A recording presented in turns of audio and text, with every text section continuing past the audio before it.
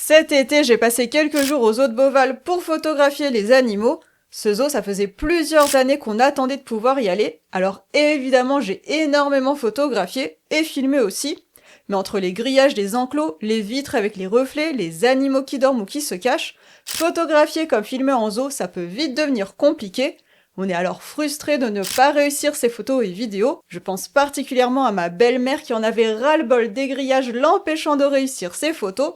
Heureusement pour elle, elle a une belle-fille absolument formidable, oui, tout à fait, et son séjour s'est transformé en cours photo improvisé afin de l'aider à réussir ses photos et vidéos au zoo. Alors en rentrant, je me suis dit qu'il n'y avait pas de raison qu'elle soit la seule à profiter de mes conseils pour réussir ses photos d'animaux au zoo, et ce que je vais vous dire vaut aussi pour la vidéo. Alors c'est parti pour ce tuto photo et vidéo animalière en zoo. Et je précise que cette vidéo n'est évidemment pas sponsorisée, elle est chapitrée, et je vais parler matériel pour commencer. Qu'est-ce qu'on emporte dans son sac photo quand on s'apprête à visiter un zoo? La réponse est assez simple. Plusieurs batteries, un double chargeur et surtout un zoom puissant. Il faut un 300 mm en équivalent plein format minimum. 300 mm en plein format, ça équivaut à un 150 mm sur capteur micro 4 tiers et environ 200 mm sur APS-C. Pour moi, c'est vraiment le minimum. Idéalement, je pense qu'il faut un 600 mm en équivalent plein format. Un 500 mm, ça passe aussi. En dessous, c'est quand même frustrant d'avoir moins en termes de zoom, parce qu'on ne pourra pas zoomer suffisamment. Il vous faut donc un zoom puissant, mais aussi idéalement un appareil photo hybride. Et là, que vous soyez sur micro 4 tiers, APS-C ou plein format, on s'en fiche. L'appareil photo réflexe, c'est bien aussi. Personnellement, je préfère le rendu du plein format, mais mon fils était avec un appareil photo micro 4 tiers et il a réussi des photos absolument superbes. Plus précisément pour ceux que ça intéresse, il était avec un Lumix G9 II et un Lumix 100-300 mm, soit un 200-600 mm en équivalent plein format. C'est un objectif très compact qui pèse seulement 500 grammes et qui est donc plus adapté à des petites mains ou à tous ceux qui ne veulent pas s'encombrer. Il aurait aussi pu photographier avec un boîtier plus petit comme le Lumix G100D, mais ça faisait tellement longtemps qu'on attendait d'aller à Beauval, je voulais qu'il soit avec ce qu'il y a de mieux en termes d'autofocus, d'autonomie et de qualité d'image sur capteur micro 4 tiers. Moi je suis partie avec un très gros zoom, un Sigma 6600 mm f4.5 6.3, c'est un sacré objectif comme vous pouvez le voir, et vu que je me suis fracturé un doigt peu avant de partir aux zoo de Beauval, je n'étais pas censée porter un tel zoom vu son poids important. J'avais donc aussi pris avec moi mon Lumix 70-300 mm f4 5.6 qui est bien plus léger, et je dois dire que j'aurais adoré que le Lumix 100-500 mm soit sorti avant mon séjour à Beauval, il serait tombé à pic vu ma situation. Et niveau boîtier, j'avais un Lumix S1R2 parce que je voulais profiter des 44 millions de pixels. J'avais aussi emporté le Sigma 20-200 mm f3.5 6.3 que je testais avant sa sortie. Quand on a une chaîne YouTube, il n'y a pas vraiment de vacances, le travail ne s'arrête jamais. J'ai donc filmé et photographié avec cet objectif, même s'il ne se prête pas aux prises de vue en zoo sur le papier. Pour ce séjour aux zoo de Beauval, je ne voulais aucun compromis niveau matériel, mais rien ne vous oblige à partir avec du matériel aussi lourd et onéreux, et il n'y a pas de marque meilleure qu'une autre, si ce n'est dans le choix des objectifs compatibles, ou en termes de détection pour la partie autofocus. Je viens de vous dire qu'il fallait un zoom suffisamment puissant pour réussir ces photos et vidéos en zoo, mais si on n'a pas un zoom suffisamment puissant, qu'est-ce qu'on peut faire pour pallier à ça? Eh bien sachez qu'il existe des fonctionnalités pour zoomer plus sans changer d'objectif dans bien des appareils photo, et dans ce cas-là, il s'agit ni plus ni moins qu'une forme de zoom numérique. On va diminuer la taille de nos photos pour gagner en puissance de zoom. Dans les appareils photo Lumix récents, cette fonction s'appelle zoom hybride, elle vous permet de zoomer plus sans changer d'objectif. Mais attention, il convient de bien connaître cette fonctionnalité zoom hybride. Le risque ici, c'est de se retrouver avec des photos toutes petites de 2 millions de pixels. En vidéo, zoom hybride est une fonctionnalité que je trouve absolument géniale, parce que là, on n'a pas de risque de trop diminuer la taille de nos images, on va toujours garder la même taille d'image en vidéo. Si on filme en 4K, on va rester en 4K, et clairement, on a adoré zoom hybride pour filmer à Beauval et augmenter la puissance de nos zooms, notamment quand on était avec le 70-300 mm ou encore le Sigma 20-200 mm. Si vous ne connaissez pas tous les boîtiers et objectifs que je viens d'évoquer, je vous mets tous les liens de mes tests terrain d'appareils photo que je vous conseille pour l'animalier dans la description. Ici, retenez surtout qu'il vous faut des batteries, on en avait 3 chacun, un gros zoom et idéalement un appareil photo hybride ou réflexe si vous êtes déjà équipé. Et si vous vous demandez quel objectif acheter pour votre boîtier, n'hésitez pas à me laisser un commentaire, je vous répondrai. Bien sûr, on peut aussi obtenir de belles images avec un compact ou un bridge, mais on sera quand même limité en termes de flou d'arrière-plan notamment. Petit conseil matériel supplémentaire pour ceux qui sont sur hybride ou réflexe, ne partez pas uniquement avec un gros zoom. Pour ma part, j'avais glissé dans mon sac photo un Lumix 24-60 mm f2.8 pour les photos et vidéos en intérieur avec les Lumix S. Par contre, je n'ai pas emporté de trépied, je trouve que c'est trop imposant dans un zoo, surtout à Beauval qui est très fréquenté, et c'est pénible à transporter, je trouve que ça empêche d'être rapide pour cadrer, je ne suis pas du tout adepte de trépied. Quel que soit votre matériel, quelle que soit la marque de votre appareil photo, le plus important ce sont vos réglages et surtout votre état d'esprit. Niveau réglages, je vous conseille de sélectionner le format de fichier RAW. Le RAW vous offre beaucoup de latitude en post-traitement. Par exemple, avec le logiciel Lightroom, la montée en ISO n'est plus du tout un souci. Je peux avoir des photos à 25 600 ISO avec un Lumix S1 R2 et je n'ai absolument aucun bruit à pré-traitement dans Lightroom, tout en ayant une bonne netteté. C'est tout à fait pareil avec le Lumix G9 II qui a un capteur plus petit. Je pense que le RAW est indispensable pour exploiter pleinement ces photos en zoo. Par exemple, avec Lightroom, je vais aussi pouvoir traiter les reflets. Et aux zoo de Beauval, j'ai eu des photos d'une lionne derrière une vitre. Je pensais qu'elles étaient inexploitables. Et en fin de compte, avec Lightroom, après traitement, on ne voit plus aucun reflet. Si vous n'utilisez pas ce logiciel, je vous mets des liens pour passer sur Lightroom en description. Vous aurez aussi des liens pour acheter votre matériel vers des vendeurs de confiance tout en soutenant ma chaîne. Lorsque vous achetez en cliquant sur le vendeur de votre choix, vous financez mon travail et c'est la seule source de revenus pour moi. Je ne suis pas payée par les marques ni par qui que ce soit pour tourner mes vidéos YouTube, c'est pour ça que j'ai besoin de votre soutien. Si vous n'êtes pas habitué au RAW, c'est le moment de découvrir ce format de fichier, mais dans ce cas, je vous conseillerais de photographier en RAW plus JPEG, c'est le réglage que j'ai effectué pour ma belle-mère, elle a photographié en RAW plus JPEG, comme ça elle a les JPEG tout de suite pour partager aux copines par exemple, et à côté les RAW sont disponibles pour traiter ces photos, les exploiter pleinement et aller plus loin quand on a le temps. Benoît, lui, s'est plutôt occupé de la partie vidéo et il a filmé en Move et surtout en 4:2 10 bits pour avoir un max d'informations de couleurs avec un poids de fichier raisonnable. D'ailleurs, toutes les vidéos sont filmées avec les couleurs brutes du boîtier. Nous n'avons pas filmé en log et je n'ai pas appliqué de lutte au plan vidéo. On va passer maintenant au réglage de technique photo et plus précisément au triangle d'exposition. À vrai dire, photographier les animaux c'est très simple de ce point de vue.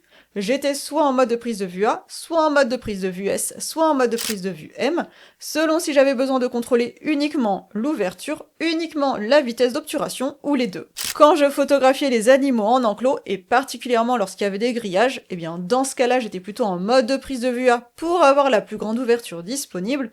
La plus grande ouverture disponible, elle dépend de votre objectif. Par exemple, avec le Sigma 6600 mm à 600 mm, la plus grande ouverture disponible est de f6.3. Donc globalement, j'étais tout le temps à f6.3 à 600 mm, parce que moi je voulais un max de flou d'arrière-plan afin d'éviter que l'on voit que l'animal est dans une cage. Par contre, même si je suis en mode de prise de vue A, je jette toujours un œil à la vitesse d'obturation afin que celle-ci ne soit pas trop basse. Quand nous avons assisté au spectacle des oiseaux, là j'étais plutôt en mode prise de vue S pour fixer une vitesse d'obturation rapide, minimum 1 sur 2000, je pouvais aller sur plus en termes de vitesse d'obturation, tout dépend des conditions lumineuses au moment où je photographiais. Un des points les plus importants quand on photographie en zoo avec un super zoom est de savoir qu'il faut éviter d'avoir une vitesse d'obturation trop lente et donc du flou de bouger. Et pour faire très simple, il faut savoir que votre vitesse d'obturation doit être au minimum égale à votre niveau de zoom. Par exemple, pour que ce soit plus clair, si vous êtes à 300 mm, votre vitesse d'obturation ne doit pas être en dessous de 1 sur 320. Et si vous avez un zoom un peu lourd, n'hésitez pas à vous appuyer sur les barrières afin d'éviter le flou de bouger. Côté ISO maintenant, eh bien j'ai toujours été en ISO automatique, même si ça ne m'empêche pas de vérifier que les ISO sont cohérents bien évidemment. En zoo, on est en extérieur, il suffit donc de peu pour que la luminosité varie. Je préfère donc laisser les ISO en automatique. En plus, comme je connais bien mon appareil photo, je sais qu'il ne fait pas n'importe quoi du côté des ISO. En vidéo aussi, on a toujours veillé à utiliser la plus grande ouverture disponible, toujours pour avoir un maximum de flou d'arrière-plan, une vitesse d'obturation qui est le double de la cadence d'image, et pour respecter tout ça, on avait avec nous un filtre ND variable et plus particulièrement le Freewell V2. Et si je vous ai parlé une langue étrangère depuis tout à l'heure, c'est tout à fait normal. Je vous rassure, la photo c'est quand même compliqué. Sachez que j'ai une formation simple, rapide et concrète, tout ça pour vous aider à comprendre les bases de la photo, y compris le triangle d'exposition. Je vous mets le lien dans la description. Une fois qu'on est en RAW, qu'on a bien réglé son appareil photo, on n'en a absolument pas terminé, ce n'est que le début. Le triangle d'exposition c'est bien, mais ça ne fait pas une photo réussie. Pour réussir mes photos d'animaux, et ça vaut aussi pour les vidéos, il n'y a pas de recette miracle, je réfléchis sans cesse à mon cadrage et à ma composition. Où est l'animal? Où est la lumière? Si je cadre de telle façon, est-ce qu'on voit qu'il est dans un zoo parce qu'il y a un mur ou un grillage par exemple? Je fais attention à plein de détails parce que mon but le plus souvent est d'avoir un plan serré de l'animal sans éléments disgracieux qui sont propres aux zoos. Ça veut dire concrètement que lorsque je suis devant un enclos, je ne suis pas du genre à déclencher et partir aussitôt. Si l'animal est visible, je vais vite photographier au cas où il s'en aille, et ensuite je regarde si je ne peux pas obtenir mieux comme cadrage. Par ailleurs, je ne photographie l'animal que s'il est face à moi. Le dos d'un tigre, on s'en fiche, moi je veux son regard. Je suis facilement resté une demi-heure, voire plus, à attendre le moment où l'animal tournerait la tête. Quand on a un super zoom de 2,4 kg, ça fait mal au bras, mais c'est le prix à payer pour obtenir de belles images. Je suis aussi très attentive à la couleur et à la lumière. Est-ce que l'animal est dans la lumière? Est-ce que je vais avoir une image contrastée? Est-ce que je peux jouer avec la lumière pour obtenir des billes de bokeh? Ce sont autant de questions que je me pose avant de déclencher. Pour la partie composition, je fais très simple, je m'attache principalement à la règle des tiers. Je ne fais pas compliqué parce que c'est déjà complexe de se placer en zoo. On ne contrôle pas grand chose, que ce soit la lumière, le positionnement de l'animal, autant que l'arrière-plan, sans compter les autres visiteurs. Bien sûr, si je peux avoir une symétrie des lignes directrices ou une autre composition intéressante, j'y suis aussi attentive avant de déclencher. Quoi qu'il en soit, le conseil le plus important pour réussir des cadrages et des compositions intéressantes, c'est de prendre votre temps et d'ouvrir les yeux. Le plus difficile quand on est en zoo, c'est de faire fi des grillages devant les animaux, et c'est souvent une source de frustration pour les apprentis photographes et vidéastes. Pour effacer le grillage entre guillemets au moment de votre prise de vue, c'est assez simple en fin de compte. Tout d'abord, il faut zoomer au max, alors bien sûr de manière raisonnable par rapport à votre cadrage. Utilisez aussi la plus grande ouverture disponible dans votre objectif, et vous aurez alors le grillage qui ne sera plus visible. Il faut aussi vous approcher au maximum du grillage, même si ce n'est pas toujours possible. Dans certains zoos, selon la configuration, vous avez aussi l'option de coller votre objectif au grillage pour le placer entre deux trous, mais aux zoos de Beauval, ça n'a jamais été possible, et j'ai quand même du mal à vous conseiller de faire ça parce que je ne trouve ça pas respectueux pour les animaux et le zoo. L'autre point important à prendre en compte, c'est la position de l'animal que vous voulez photographier ou filmer.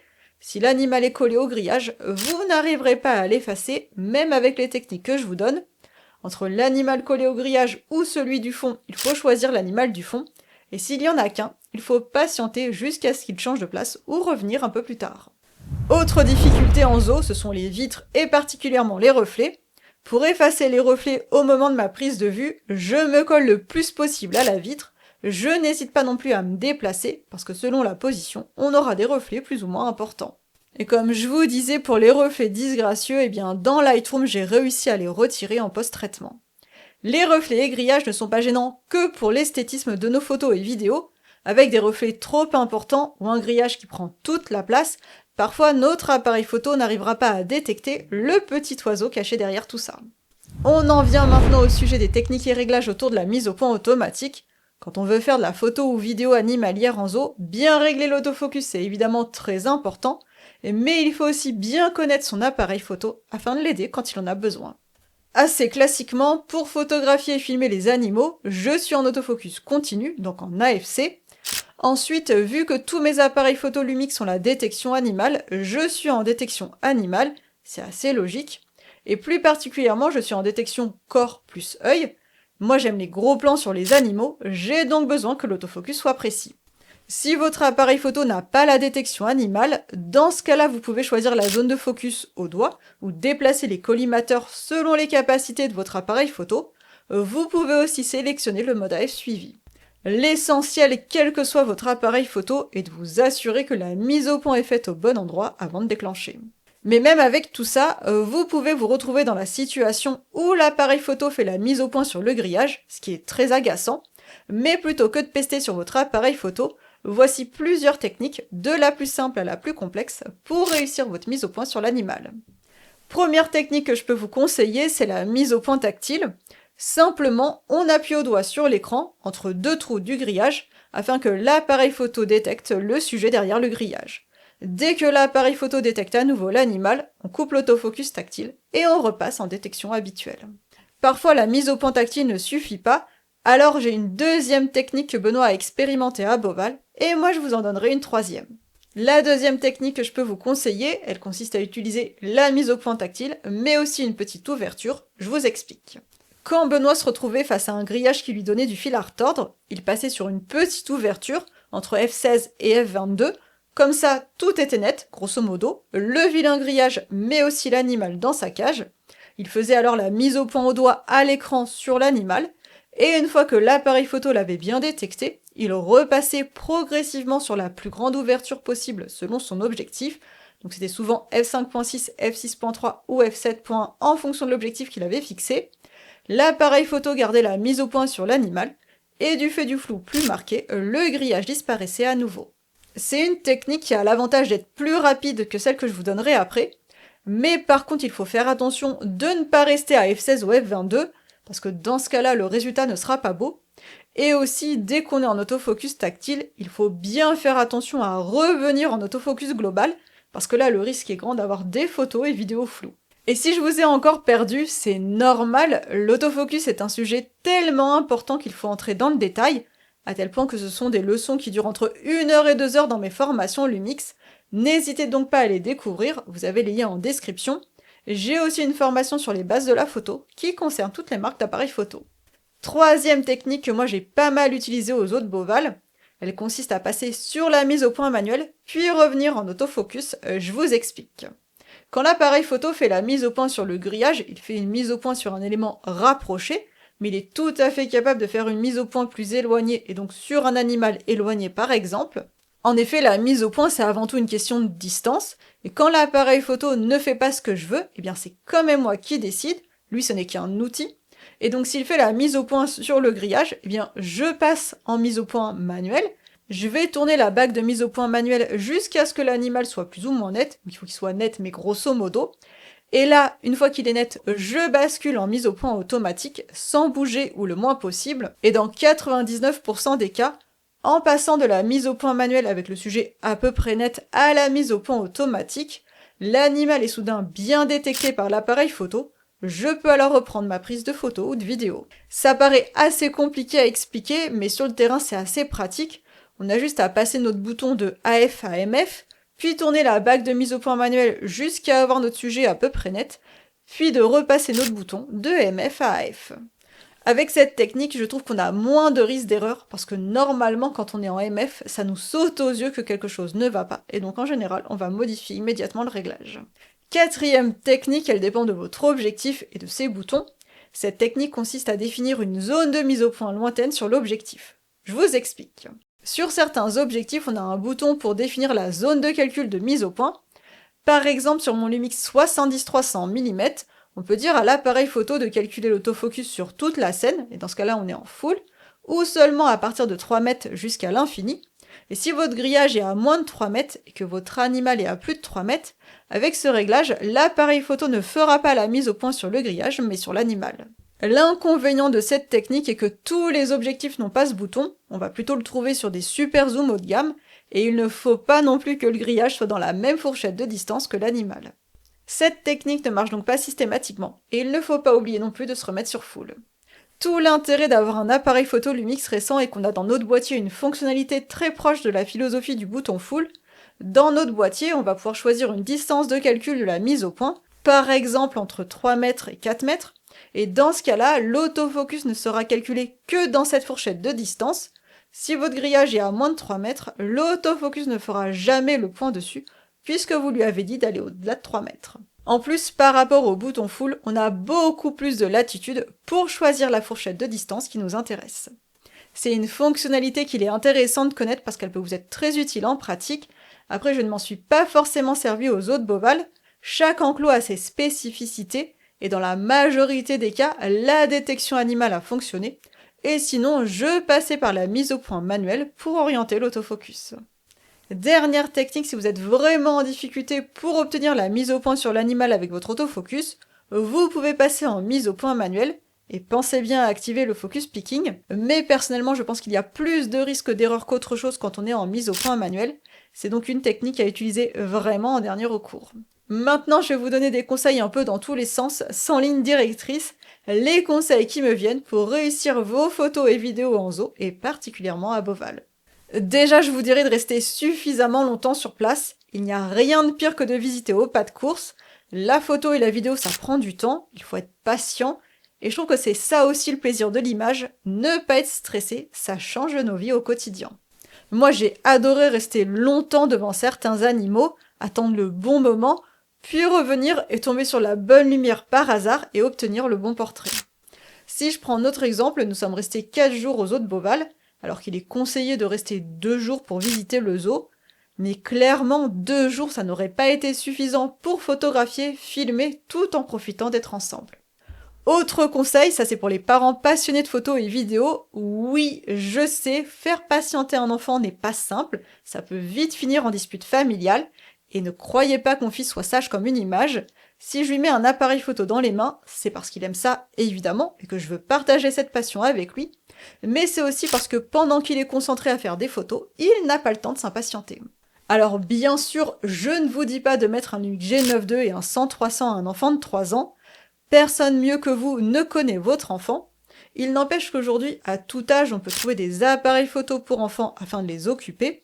Et si vous êtes parent de tout petit, le porte-bébé c'est bien aussi. Le porte-bébé permet qu'il soit en hauteur et voit pendant que vous photographiez. Et si vous êtes tout seul à pratiquer la photo ou la vidéo, c'est l'occasion de partager cette passion. On dit souvent que la photo est une activité solitaire, je ne suis pas du tout d'accord avec cette affirmation. Pour moi, le meilleur souvenir que j'ai du zoo de Beauval, c'est d'avoir partagé ma passion de l'image en famille, de mon mari en passant par mon fils jusqu'à ma belle-mère. Nous étions là pour son anniversaire, et je pense que le plus beau cadeau est d'avoir vécu ces moments tous les 4. Elle a aussi pu mieux comprendre ce qui m'anime dans la passion de la photo et de la vidéo, ce sont des souvenirs inestimables. J'insiste encore une fois, mais pensez à prendre 3 batteries pour votre appareil photo, ça part très vite quand on aime ce qu'on fait, même avec une bonne autonomie. Emportez également un double chargeur de batterie, c'est indispensable pour gagner du temps le soir. Petit conseil pour les jours de pluie, c'est tentant de se cacher dans les zones abritées comme les vivariums, mais on peut aussi avoir de très belles photos sous la pluie, alors tant pis pour la météo et profitez. Et vous, quel conseil donneriez-vous? En attendant de vous lire, je vous donne rendez-vous dans une formation ou la semaine prochaine sur YouTube.